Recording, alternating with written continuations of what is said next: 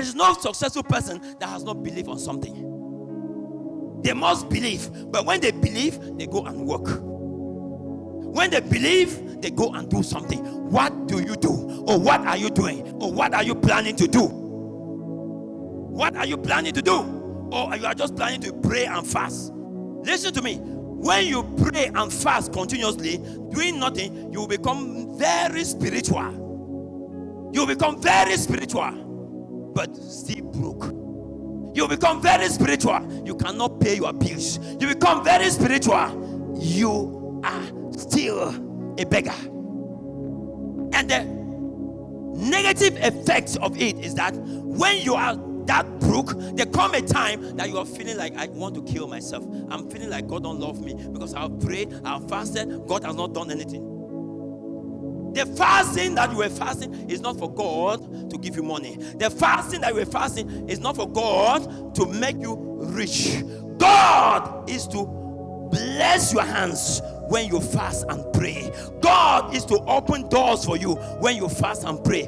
God is to show you opportunity when you fast and pray. God is to connect you to great men when you fast and pray. God is to connect you to people that matters, that can help you when you fast and pray. When you fast and pray, God is to bring calmness in your marriage. Not to change your husband if you don't have good character. When you are a prayerful woman, you are a fasting woman, and you fast without doing something, you will always be receiving insults from your husband. Because you are just a noisemaker in the house. The husband doesn't see what you bring in the house. Or if you are a man that you are just a prayer warrior, you are just filled of the spirit that the house cannot take responsibility, or you can't take your responsibility in the house, you look like a noisemaker to your wife. You look like a noisemaker. What God cherishes that much is your effort to be able to make life sweet. Because God says that each and every one of us has come here on earth to multiply, not only to give birth, but to multiply financially, to multiply resources, to multiply production, to multiply in education, in every field of life. So whatever thing that is on this earth belongs to you as a Christian. When you are too spiritual, you frustrate even your marriage. You frustrate even your marriage. You see that your husband will not like to come back home. Because even the things that you have to reason with your normal senses, you will start speaking in tongues. When you are speaking in tongues, by the time you finish, the man has gone. Because he doesn't see a reason why he should have a woman that cannot support him, that cannot give him an idea. Because God brought you in his life as a helper. That in time of challenges, you are there to give an advice, or you are there to put in an option, a proposal. But when it's time to discuss family issue, to discuss challenges in the family, you are speaking in tongues. Instead of you thinking on how to solve that problem, on how to find a solution to that problem, you are there speaking in tongues. You are there fasting. You are there. Yes, fast, but go out and work. Fast and go out and work. Pray and go out and work. You will see the result. You cannot be rich only through prayers. You cannot be rich only through fasting. You have to fast and pray and work. There are three. The reason why we Nigerians, why the world is suffering, especially African, is because we do not think about production. We do not think about multiplying. We only think about consumption. Many of us in Nigeria, we said the government does not provide jobs. We don't have jobs. Why don't you create jobs? Create something. That talent that is in you, why don't you start up with that talent? Why don't you do something with that talent? Why don't you try to create something with that talent? So you don't have a job. You don't have to be looking for a job as a Christian, because your father is a promise keeper. He promised that whatever thing you lay your hands upon, he will multiply it. So if creativity is not inside of you, you are a failure in Christendom.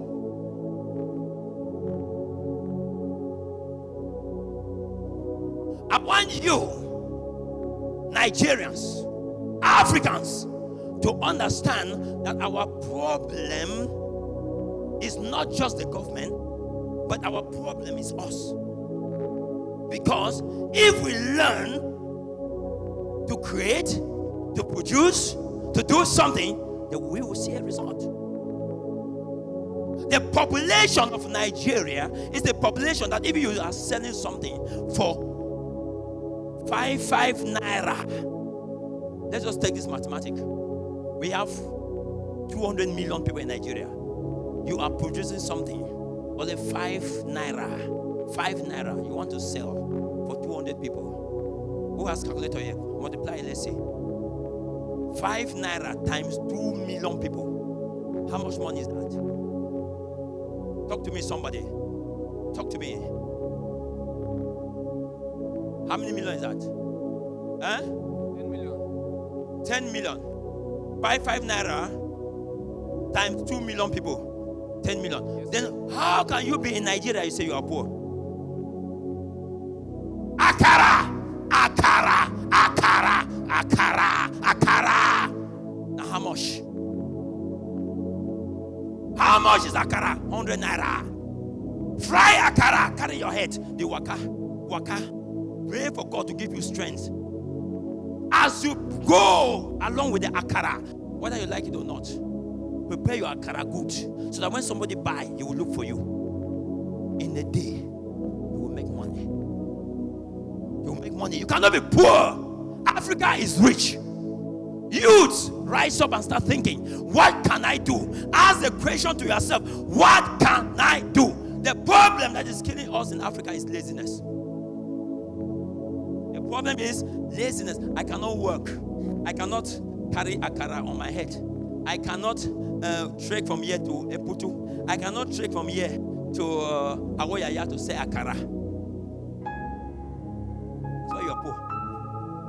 That's why you are poor. Pray. The prayer is that God give me strength so I can walk from here to Aja and sell my akara, so that I can make money. Are you getting me? So if we are where we are, things are not going right, is because we have not been thinking out of the box. The problem is the earliest preachers that make us to believe that when we pray, God's going to just give us money, but we have forgotten that mannas is not going to fall from heaven again. It will never fall again. Mannas will never fall anymore, but we can use our 5 senses. Think, what is the problem that my neighbor is facing? What is the problem that I myself am facing? You know why we don't create products in Africa? It's because when we face a problem, we don't think on how to solve that problem. We don't think on how to solve that problem. But in the Western world, what they do is this: even a young boy face a challenge on how to play with a toy, or his intention is how to solve the problem or solve that challenge. That's why they create. That's how they create. But the problem I see that is also killing us here, Africans, is the system of our education. The system of our education. I believe the time I was growing up, there was something you used to call vocational training in every school. In every school. Before I could reach class 4, year 4, I already know how to stitch my trouser when they get broke. I don't need to go to tailor. I already knew how to do it. Before I reach year 5, I already know how to sew a name on the white cloth. Home economic. Before I could reach year 6, I already know how to hold a machine and sew a cloth. I already know how to use bamboos and create a car. I already knew how to use the resources around me to create things. I was creating chairs, like pushing chair, you sleep on it. That was creativity. But today, the system of our education, this doesn't happen anymore. We just want to study. We just want to study. Go to school. Many of you parents, you are so focused on my child. Let I see your note. Let I see your note. They keep piling note. They keep piling note. Oh, come on. See, believers, go to Europe. Children don't have exercise book. Children don't have exercise book. They don't have exercise book. They train them on what they can do. On what they can do, not what you can write. We spend time studying the history of Mungo Park, studying the history of Christopher Columbus in Nigeria. For what reason? How does that benefit you? How does that change your life? Our problem, we are the problem. Africa is the only continent that does not supposed to import before they eat. Because God bless us with all resources. God bless us with all resources. Youth, I want you to understand that there is much inside of you. There is much inside of you. There is no rich man that is doing one thing that is rich. Do multiples of things. Don't drop. Don't go to plan B. Add plan B to plan A. Add plan B to plan A. Do multiple of things. You will see the result. You will see the result. There is nothing here on earth that you will do that challenges will not come. There will come a time that challenges come, but it doesn't stop you from moving. Keep moving. You can do it. One of our principles in this church is that you can do it. There is nothing that you cannot do. Everything is possible. Everything is possible. Mandatory. Don't come to me and say, Prophet, I cannot do it. Sister, you cannot do it. I don't believe you. You can do it. Go and do it. Sometimes you come to me, pray for me so that I can do something. Do I need to pray for you before you do something? Go and do it. Come to me and say, pray for me so that the doors of what I'm doing can be open so that I can expand in it. You have something in you. You have something in you. You are special. And you are different. You can never be the same as your brother or your sister. You are different. And there is something in you. You can do it. Brethren, I believe.